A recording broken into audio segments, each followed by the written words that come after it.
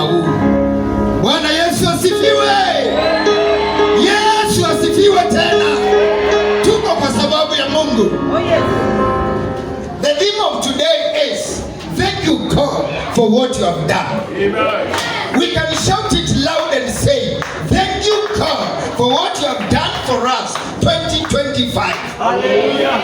Tunaweza inua mikono yetu na tumwambie Bwana, asante Bwana kwa yale umetutendea 2025. Wengine tulianza tukiwa tujui kama tutamaliza. Wengine tulianza tukiwa wagonjwa. Wengine tulianza tukiwa tumefinyika. Wengine tulianza chini, lakini tazama, ni nani anaweza tenda haya isipokuwa Jehova Elohimu? Sote tupigie Yesu makofi ya shangwe. Kwa neema ya Bwana na hayo mafuta tunaweza keti.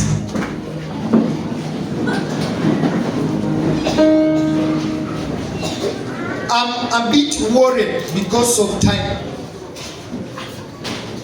Kulinyesha, nilikuwa nimelala kule Lukenya, nikasema the program will be behind with 2 hours because I know my church in Mlolongo ni wastaarabu. Kulinyesha wana shida kidogo, na nilijua barabara zile tunatumia, nikajua we will be late with 2 hours, na nikaambia Mungu atusaidie, na ametusaidia sana, kwa sababu naona we are behind with like 45 1 hour, but I'm afraid of that team because of where they are going and others, lakini Mungu atatusaidia.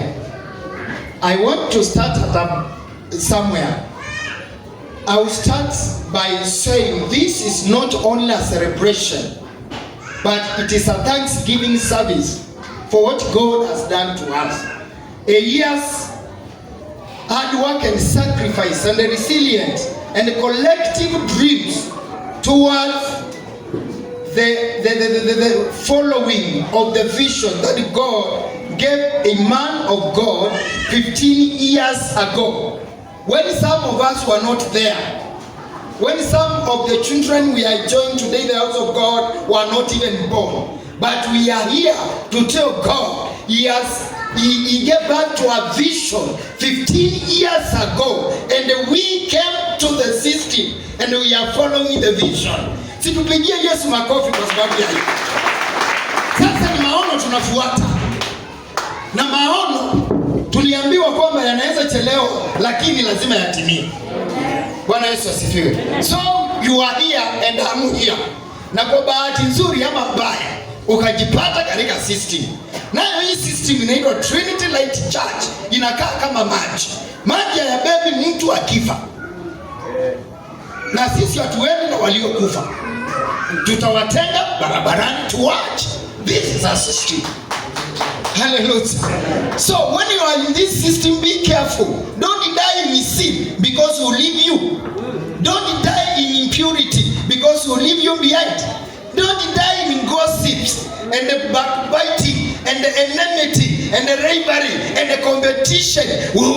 Tutakutenga na sisi tuenda. I always start at that note. Hallelujah. Bwana Yesu asifiwe. Sasa tumeitwa na wito tofauti tofauti. Ni lazima kila wito wote useme ninafuata vision. Vision ikisema about that, sote tunasema about that na tunafuata vision. Bwana Yesu asifiwe. Now I looked at 15 and I realized that 15 is a symbolic number. It means divine grace, deliverance and the rest.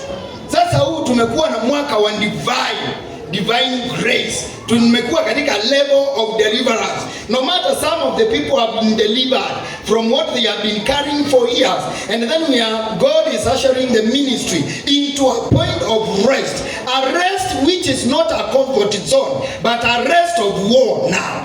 Bwana Yesu asifiwe. That's why I pray and I'm praying that we enlarge ourselves bigger. 15 means additional. Yule bwana wa Biblia aligeuka ukutani na akaomba Bwana na akamkumbusha matendo aliyokuwa amefanya, na moja ikawa ni kujenga sinagogi, na Mungu akamwongezea miaka 15. I'm talking about the symbolism of 15. It is the year of addition. It is the year of expansion. It is the year of going. That's why I told our pastors, let us go. Bwana Yesu asifiwe. And we are there now. By the grace of God, this year we managed to have to open a new branch. We had projected, nimeanza 2025 reports. We had projected 2 or 3 churches, but we did not manage 3. We managed 2. Let me use that term. 2. We opened a Lukenya chapter. We opened a Lukenya chapter, and we went on ground on date 12 of April, and on date 14 we started a crusade there, which was big, and 1 or 2 or 3 members started coming in the church and out of God and followed our vision. And now, as we talk, last Saturday we were seated 55 members without counting children. Thank you, God, for what you have done to us. Bwana Yesu asifiwe. That is not enough. That is not enough. A lot need to be done for the ministry of God. Ladies and gentlemen, we are following a vision of an evangelist, and all of us should put on that shoe.